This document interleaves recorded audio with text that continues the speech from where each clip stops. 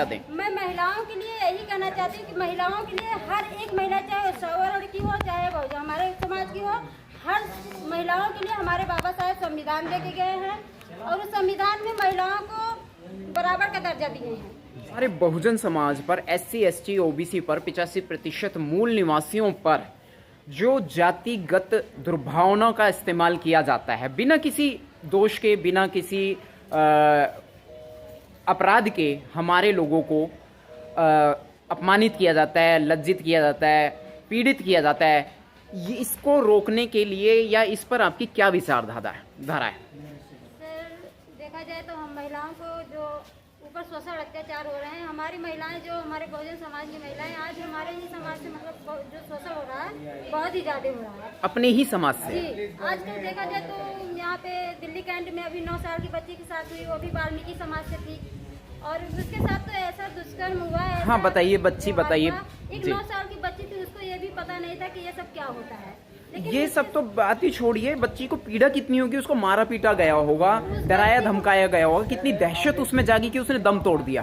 जी, उसके साथ 4 परिंदे ने इतना दुष्कर, इतना अभद्र व्यवहार किया उसके साथ जो है कि बलात्कार भी किए, जो भी करना था उसके साथ किए और उसका मर्डर भी कर दिया। उसको जो है कि बताया जाता है कि बिजली का करंट लग गया है। उस बच्चे को वहाँ के जो पंडित लोग रहते हैं उसको बताया गया, बेचारा पंडित वहाँ के लोग जी, वो वीडियो देखा है मैंने। जी, हम ये कहना चाहते हैं अगर बिजली का करंट लगा तो तुम्हें जलाने का अधिकार कौन दे? राइट, सबूत मिटाने के लिए जलाया। वही बात है कि सबूत मिटाने के लिए उन लोगों ने जलाने की कोशिश की और उसको जलाया गया। और पहले तो बिजली का करंट लगा तो उसके परिजनों लोगों को बताना चाहिए, गांव में जाके बताना चाहिए बच्ची का जो है कि करंट लग गया है, उसके चल के देख लीजिए कहाँ की है, कौन सी है। पहले घर परिवार को बताना चाहिए था जी। लेकिन उन कुत्तों ने ऐसा उसके साथ किया कि बच्ची को जलाने की कोशिश की है। वहाँ पे सभी लोग मौजूद थे और उस बच्ची को जब शव को बुझाने की कोशिश किया जा रहा था तो वहाँ के जो प्रशासन थे, पुलिस प्रशासन थे, वहाँ पे लाठीचार्ज कर दिए और कई लोगों को चोट भी वहाँ पे आई। उस छोटी सी बच्ची का सिर्फ पैर बचा था, उस पैर को बचाया गया कैसो कैसो करके। तो बताइए, हम ये कहना चाहते हैं, आज वहाँ पे बहुत से लोग पहुँचे थे, केजरीवाल भी पहुँचे थे, 18 हाँ, पूरा भारत ही लगभग सभी लोग पहुँचे। तो वहाँ पे उन लोग को मुआवजा दिया गया था, किसी को कोई 10 लाख, कोई 5 लाख, ऐसे ऐसे करके। कि हम ये पूछना चाहते हैं, क्या हमारी बहुजन समाज की बहन बेटी कोई एक ही, मतलब हमारी बेटी नहीं थी, पूरे बहुजन समाज की बेटी थी, पूरे भारत की बेटी थी। राइट। तो हम ये कहना चाहते हैं, क्या हमारी बेटी का 10 लाख या 5 लाख का हम अपनी बेटी को बेच देते हैं? हम ये कहना, अगर उनके बेटी के साथ ऐसा होता तो क्या करते? हम ये कहना चाहते वो तो सीधा एनकाउंटर करते, सीधा एनकाउंटर कर देते, जैसे हैदराबाद कांड में हुआ था। लेकिन ना तो मनीषा कांड में हुआ, ना ये ना तो मनीषा कांड में हुआ, ना तो जी जो है बहुत सारे केस हुए हैं। अनाज गुड़ मंडी का केस है, मॉडल टाउन थाने का, ना तो उस मामले में कुछ किया गया और ना ही अभी हमारे जो बहुजन समाज की बहन बेटियां, इनके साथ कुछ भी नहीं हो रहा है। जी जी, सिर्फ थोड़ी सी आवाज उठाई जा रही, फिर उसको दाब दिया जा रहा है। जी बिल्कुल। अभी कोई जो है कि जो है कि 100 की बेटी हो, उसको अगर ऐसा हो जाता है, वैसे तो होता नहीं, अगर हो भी जाया तो उनको 1 करोड़ 2 करोड़ की मुआवजा दिया जाता है, उनको रहने के लिए जगह दिया जाता है उनके माँ बाप को। लेकिन हमारे बहुजन समाज की क्या यही कीमत है? कीमत भी छोड़िए, सबसे बड़ी बात तो है बच्चे की जान, बच्चे की प्राण। मतलब उस बच्चे ने उस बच्ची पर, बेटी पर कितना जुल्म होता है कि वो दहशत का शिकार होती है, पीड़ित होती है, फिर उसके साथ दुष्कर्म किया जाता है, लज्जित किया जाता है, अपमानित किया जाता है। ये सब कितना असहनीय है, कल्पना करना भी मुश्किल हो जाता है। और उनको एक टाइम पे सहना पड़ता है और फिर सीधा मौत। और हम ये कहना चाहते हैं, जब तक ये जाति हमारे अंदर से खत्म नहीं होगा, जब तक ये सिर्फ जातिगत दुर्भावना के कारण किया जाता है। जाति की वजह से आज हमारे बहुजन समाज की बहन बेटियों के साथ मैं तो इतना कहना चाहूंगा, क्या ये बच्चियों जीने का अधिकार नहीं रखती? क्या उनके पास खुश रहने का अधिकार नहीं? उन्हें चलना, खाना, एजुकेशन, ये सारे मतलब नॉर्मल राइट्स जो हैं जीवन के, खत्म कर दिए जाते हैं। सब कुछ खत्म हो रहा है। जी जी, पूरा एकदम हिसाब से सब कुछ एकदम खत्म हो जा रहा है। और हमारा जो है कि मेन जो है कि हमारा शिक्षा जो है, और शिक्षा भी बिल्कुल 2 साल से खत्म की। बिल्कुल बिल्कुल, बच्चों की पढ़ाई का नुकसान हो रहा है। आज हमें हमारे छोटे छोटे बच्चों की शिक्षा रोक दी गई है 2 साल से। अगर वो शिक्षा नहीं लेंगे, एजुकेशन नहीं लेंगे तो हमारे बच्चे जो है आगे चल के क्या कर पाएंगे, कुछ भी नहीं कर पाएंगे। तो इन लोगों की जो है कि हमारे समाज के ऊपर जो एक साजिश रची जा रही है, हमारे बच्चे शिक्षित ना हो, एजुकेशन ना ले पाए, तो ये सब इन्हीं की वजह से हो रहा है। और हमारा जो बहुजन समाज है जब तक इस सत्ता पे जो है कि काबिज नहीं होगा, करेगा, इस संसद पे जब तक अपना हक नहीं जमाएगा तब तक हमारा बहुजन समाज ऐसे ही रहेगा। और महिला होने के नाते महिलाओं को क्या संदेश देंगे? जो स्वर्ण समाज की महिलाएं खुद को ऊंची जाति का समझती हैं और जातिगत दुर्भावनाओं को अंजाम देती हैं, उनसे क्या कहना चाहेंगे? वो अपने बच्चों को कैसी शिक्षा दें, लड़कों को कैसी शिक्षा दें? मैं महिलाओं के लिए यही कहना चाहती हूँ कि महिलाओं के लिए हर एक महिला, चाहे सवर्ण की हो चाहे बहुजन हमारे समाज की हो, हर महिलाओं के लिए हमारे बाबा साहेब संविधान लेके गए हैं और उस संविधान में महिलाओं को बराबर का दर्जा दिए हैं, सभी लोगों को बराबर का दर्जा दिए हैं। तो उन लोगों से यही कहना चाहूँगी कि अपने हक अधिकार के लिए वो समझे और अपने बच्चों को अच्छी से अच्छी एजुकेशन दे। बस यही मैं महिलाओं से कहना चाहती हूँ। ये जो पाखंडवाद है जो इन सब से बाहर इतने आसानी से तो समझने वाली लिए हमारे खूनों में बस चुका है, मतलब हमारे रग रग में बस चुका है ये जी आडंबरवाद। देखा जाए तो वैसे भी इतना जल्दी तो खत्म नहीं होने वाला, लेकिन उसके लिए विचारधारा से खत्म होगा। उसके लिए हम लोगों को मेहनत करना पड़ेगा। और हम लोगों को जैसे आज बाबा साहेब संघर्ष किए, बाबा साहेब जैसे तो हम लोग नहीं बन सकते हैं, लेकिन बाबा साहेब जैसे काम कर सकते हैं। हम लोगों को घर घर पे जाके हम लोग समझाएं, बिल्कुल और अपने समाज को जागरूक करें, तभी हमारा समाज जैसे ये दुर्गा देवी का कीर्तन किया जाता है, जागरण किया जाता है, इस प्रकार से कैडर लगाने पड़ेंगे, घर घर जाना होगा। बिल्कुल। आज देखा जाए गली मोहल्ले दुर्गा पूजा होता है, लेकिन किसी को ये नहीं, हमारी जो महिलाएं हैं अभी दुर्गा पूजा लग गया तो वहाँ पे थाली में लेके पूरा सजा के इतना सब कुछ सजा के लेके जाएंगे, वहाँ पे पूजा पाठ करने के लिए पहुँच जाएंगे। लेकिन हम लोग घर घर पे जाते हैं, घर घर पे हमारे साथ नीलम बौद्ध जी है और नीलम निगम जी है और नीतू बौद्ध जी भी है। हम लोग 3-4 लोग, मतलब बहुत से लोग ऐसे महिलाएं हैं, घर घर जाके बताते हैं, समझाते हैं उन लोगों को, लेकिन उसके बावजूद भी वो लोग नहीं आते हैं। अभी मंदिर में जाने के लिए उनको बोला जाए, भंडारा वहाँ पे लग जाए तो वहाँ पे दौड़ के जाएंगे वो लोग, इतनी भीड़ हो जाएगी कि पूछिए मत। हमारा समाज ये नहीं जानता कि वर्तमान समाज को जो बल देने वाले माँ सावित्री बाई फुले का कितना योगदान है इसमें। हमारी बहनें माताएं नहीं जानती इस विषय में। जब माता सावित्री बाई को सशक्त नमन करते हैं और हमारी माता सावित्री बाई का बहुत ही बड़ा योगदान है। अगर वो शायद आज नहीं, सर्व समाज के लिए काम किया था, ना कि एक समाज के लिए। सबके लिए काम की थी, हम वो शिक्षा के ऊपर काम की थी और पूरी समाज के लिए वो काम की थी। सबको यहाँ पे कि देखा जाए कि माता सावित्री बाई जब शिक्षा देने जाती थी, बच्चों को एजुकेशन पढ़ाने जाती थी, मतलब तो वहाँ पे जो जाती थी रास्ते में उनको जो भी मिलते थे उनको कीचड़, गोबर, मिट्टी सब कुछ का सामना करना पड़ता था। उनके ऊपर गोबर फेंक दिया जाता था। बिल्कुल बहुत जुल्म किए जाते थे। माता उनके ऊपर गोबर फेंक दिया जाता था, कीचड़ फेंक दिया जाता था, यहाँ तक कि जूठा जो है कि पानी भी फेंक दिया जाता था। वो बहुत निराश हो जाती थी, लेकिन वो अपना संघर्ष नहीं छोड़ी। माँ फातिमा शेख ने उनका सहयोग किया, अपने घर के आंगन में उन्हें स्कूल लगाने का मौका दिया। पहले तो हम ज्योतिबा फूले जी का सशक्त नमन करते हैं। और ज्योतिबा फूले एक ऐसे बहुत बढ़िया महान व्यक्ति थे, ऐसे विचारधारा वाले व्यक्ति थे कि वो जब अपने घर जब बच्चों को एजुकेशन दिलाने का काम किए तो उनके ऊपर बहुत विरोध किया गया। जी घर भी छोड़ना पड़ा उन्हें अपना। उनके पिता जो थे उनके पिता से कहा गया कि अपने बच्चों को ये समझा लो या तो इनके बोल दो कि घर छोड़ के चले जाए। तो उनके पिताजी वो बोलते हैं कि अगर तुम्हें ऐसे ही काम करना, अगर बच्चों को शिक्षा देने का काम करे तो हमारी बदनामी होगी, या तो इन लोगों को शिक्षा देना बंद करो या तो हमारा घर छोड़ के चले जाओ। तो जो कि ज्योतिबा फूले जी अपनी पत्नी को लेके वो घर छोड़ देते हैं, बोलते हैं कि अगर मैं यहाँ शिक्षा नहीं दे सकता हूँ तो कहीं से और से शिक्षा दे सकता हूँ। जी बिल्कुल। लेकिन उन्होंने बहुजन समाज के प्रति काम करना नहीं छोड़ा। उन्होंने काम करना नहीं छोड़ा। उन्होंने एक मुस्लिम भाई के घर जाके, उन्होंने पेड़ के नीचे बैठे थे तो मुस्लिम भाई एक मिले, वहाँ पूछे क्या बात हुई, यहाँ पे क्यों बैठे हो, तो जाते हैं बोलते कि ऐसी ऐसी बात हुई। साथियों ये घर था माँ फातिमा शेख का। जी, तो वहाँ पे जाते तो फातिमा शेख की सास, मतलब माता सावित्री बाई और फातिमा शेख को वहाँ पे पढ़ाते हैं, वहाँ पे उनको शिक्षित करते हैं पहले। तो मतलब फातिमा शेख के सहयोग से माता सावित्री बाई जो है वो लोगों को शिक्षा शिक्षा देने वो बाहर निकलती है। जी, बाहर निकलती है तो उनके साथ बहुत बिल्कुल उनके ऊपर कीचड़, गंदगी, नरक तुल्य यातनाएं उनको दे जाने का पूरा प्रयास किया जाता था। इसको झेलते झेलते उन्होंने वो 2 वस्त्र अपने साथ में लेकर जाती जब थी। वो घर से निकलती थी तो उनके पति एक साड़ी उनको साथ में देते हैं, कि बोलते हैं कि एक तुम्हारे ऊपर बहुत सी जी, कठिनाइयों का सामना करना पड़ेगा, अगर तुम्हारे ऊपर कीचड़ मिट्टी पड़ रहा है तो तुम साड़ी बदल के बच्चों को शिक्षा दे सकती हो जी, जाके। बिल्कुल, बिल्कुल। तो ऐसे वो काम करती थी और संघर्ष जिसका करती थी। परिणाम ये हुआ कि आज हमारे सामने जी, स्कूलों बिल्कुल। का, मॉडर्न लेडीज का, आज की जो आधुनिक महिला है, जी। ये उनकी देन है, माँ सावित्रीबाई फुले की। जी, आज उन्हीं की वजह से हमारे बहुजन समाज के पूरे भारत के, Right. पूरे वर्ल्ड के सभी लोग को आज जो शिक्षा मिल रही उन्हीं की वजह से मिल रही, उन्हीं की आज देन है कि हमारे बच्चे छोटे छोटे एजुकेशन ले रहे हैं, अच्छे अच्छे शिक्षा ग्रहण कर रहे हैं, जो IAS PCS जो भी बन रहे हैं आज उन्हीं की देन है। जी, बिल्कुल। बहुजन समाज को ये भी बताना चाहेंगे, रानी लक्ष्मीबाई की बजाय माँ झलकारी बाई ने युद्ध लड़ा था, जी न कि माता लक्ष्मीबाई ने।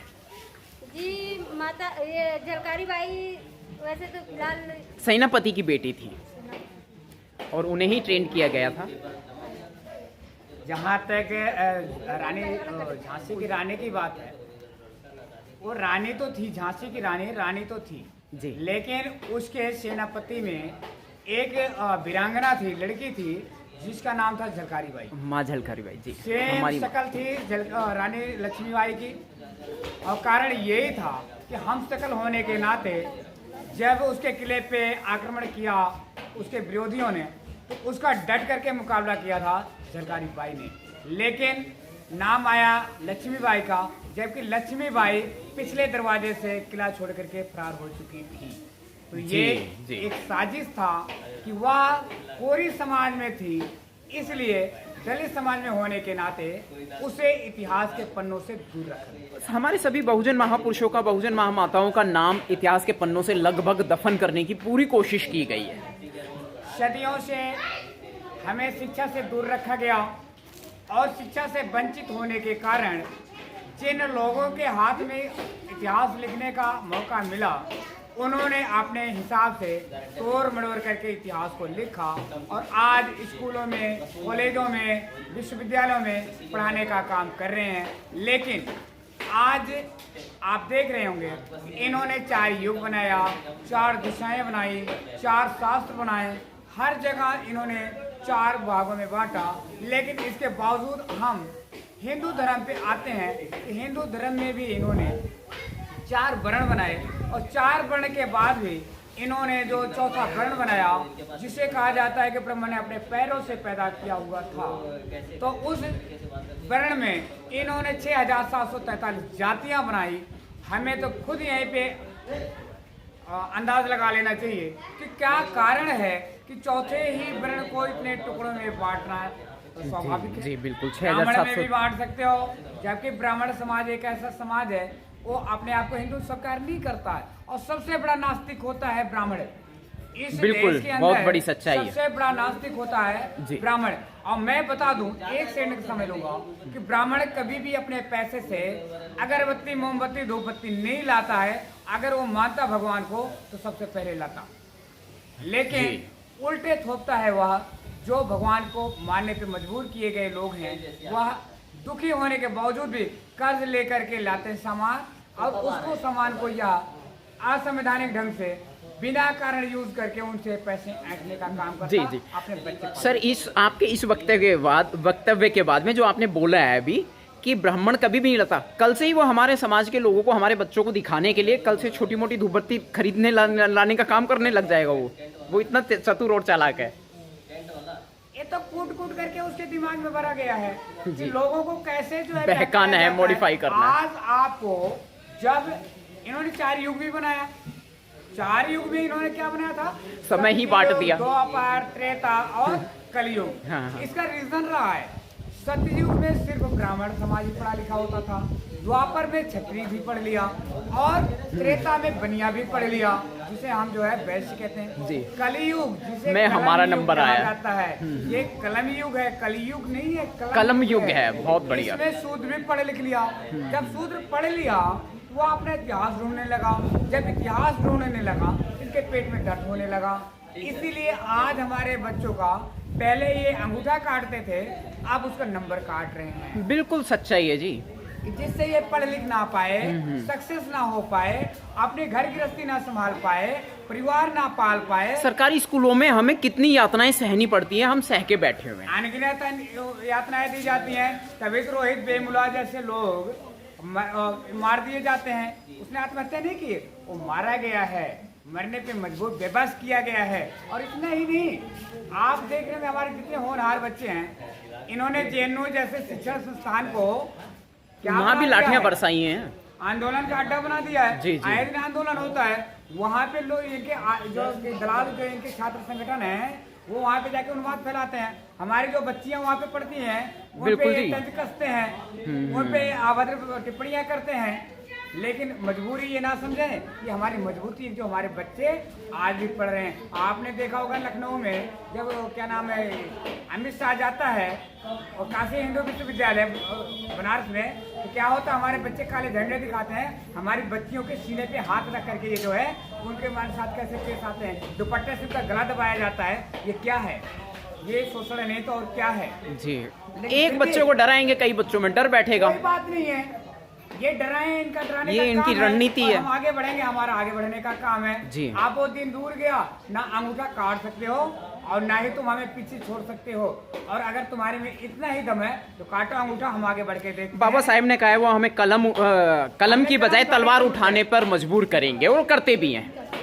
लेकिन हम अपने लोगों को एक बात और बताना चाहेंगे, पहले गांधी ने हमारे अधिकारों को छीना था, राइट। अब गांधी के रूप में अन्ना हजारे को इन्होंने पेश किया बहुत है। बढ़िया। इन बाबा साहब ने तो कलम पकड़ाई थी, इसने फिर से झाड़ू पकड़ाने का काम किया हाँ है। जी, आम ये आदमी भी पार्टी के समझना नाम पर। पड़ेगा। केजरीवाल ने जो झाड़ू निशान लिया है, ये अपने सर पे मारने के लिए नहीं लिया माइंड है। हैक कर लिया ये हमारे लोगों का। समाज के सर पे मारने के लिए लिया है। जी। आज हमारे लोग जो झाड़ू उठा कर बड़े खुश हो रहे हैं, अरे लानत है तुम्हें कलम उठाने की, बाबा साहब ने कलम दिया है। कुल मिलाकर के हमारे बहुजन महापुरुषों की ही देन है कि वर्तमान भारत जो आज है इतनी बेहतर स्थिति में है। चाहे वो मान्यवर साहेब कांशीराम हो, चाहे वो हमारे बाबा साहेब हों, चाहे वो हमारे राष्ट्रपिता ज्योतिबा फूले साहेब हों, चाहे संत पेरियार हो। आज हमारा समाज जो बोलने की हिम्मत जुटा पाता, हमारे जैसे लोग जो आज आपके सोशल मीडिया के माध्यम से जो ये 3 श्रेणियां आपके सामने खड़ी हैं, जी। ये किसी देवी देवता, किसी भगवान, किसी आडंबर की देन नहीं है। जी, जी। अगर हमारे बीच में ज्योतिबा फूले, माता सावित्रीबाई फूले और फातिमा शेख जैसे लोग ना होते, छत्रपति साहू जी महाराज, नारायणा गुरु जैसे लोग नहीं होते, पेरियार साहब जैसे लोग नहीं होते, पेरियार ललय सिंह यादव जैसे लोग नहीं होते, साहब कांशीराम कर्पूरी ठाकुर जैसे लोग नहीं होते, तो आज हमें हिम्मत नहीं होती है। लेकिन अगर आज हमें इन्होंने हिम्मत दिया कि इनको पीछे ढकेलने का ये काम कर रहे हैं, कैसे हमारे बीच में हजारों सत्संग जैसे गठित करके सत्संगों में कौन जाता है, उनका शिकार कौन होता है? ये हमारा समाज होता है। तो हमारे समाज के लोगों को ये भी सोच लेना चाहिए, सत्संगों में जाने से आपको क्या मिला। अगर आज संविधान नहीं होता तो राम रहीम जैसे आज जेल के अंदर नहीं होते, उन लोगों का करामात क्या होता था?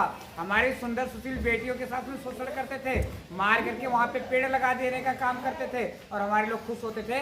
वहाँ पे तो प्रसाद मिलता, प्रसाद में हमारी मौतें मिलती थी, मौतें, और कुछ नहीं मिलता। क्या बात। तो आप लोगों की सोचना पड़ेगा। तथागत बुद्ध ने शांति का संदेश दिया है। मैं तथागत बुद्ध का एक बात आपको बताना चाहूँगा कि एक बार वो अपने भिक्षुओं के साथ में उन्होंने अपने आसन पर बैठे हुए थे, किसी ने एक टिप्पणी की थी कि तथागत आप जमीन पे क्यों बैठते हैं, नीचे क्यों बैठते हो?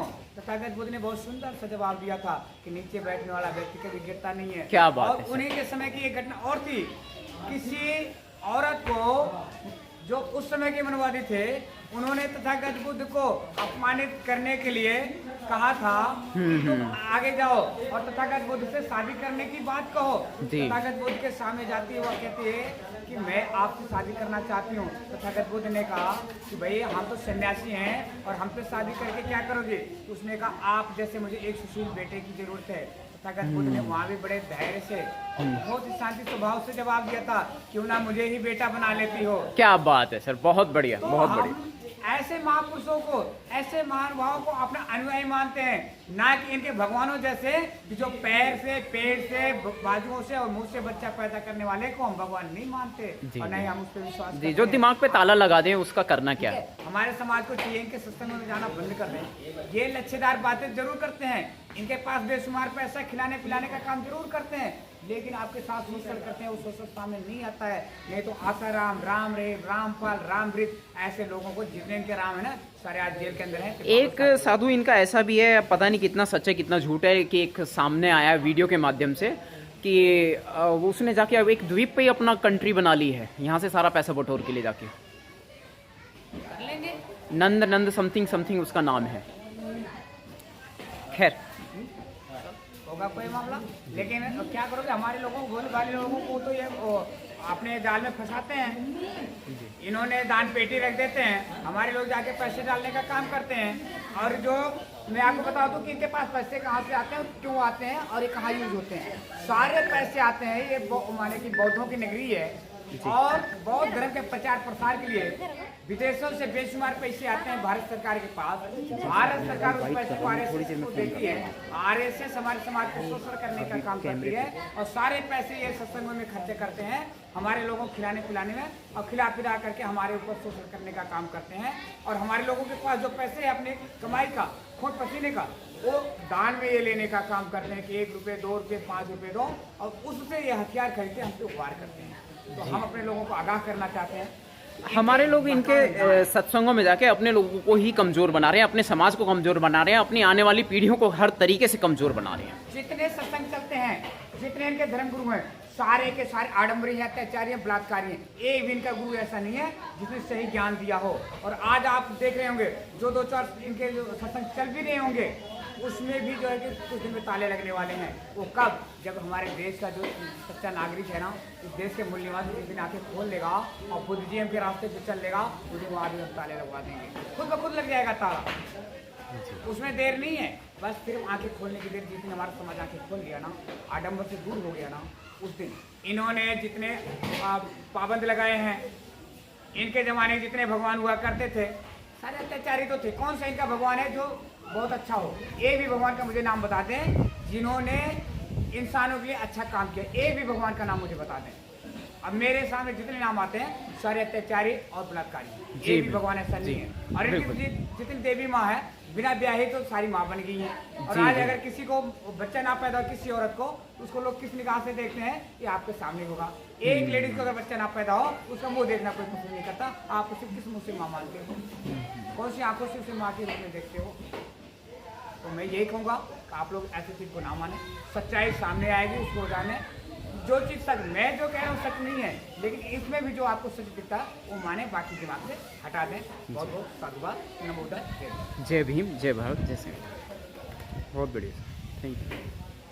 जय भीम, जय भीम, जय जय जय जय जय भीम, जय भीम, जय भीम। जब तक सूरज चांद रहेगा बाबा तेरा नाम रहेगा। जब तक सूरज चांद रहेगा बाबा तेरा नाम रहेगा। जब तक सूरज चांद रहेगा बाबा तेरा नाम रहेगा। जय जय जय जय जय भीम, जय भीम।